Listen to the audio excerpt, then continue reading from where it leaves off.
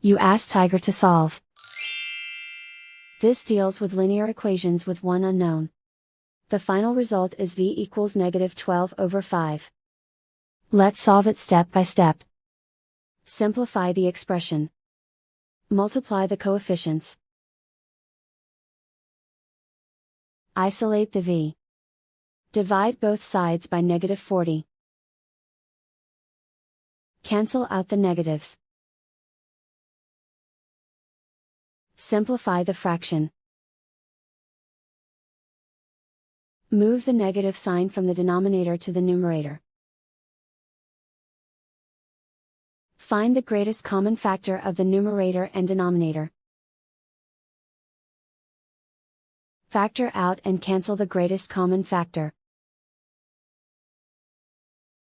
And so the final result is v equals -12/5.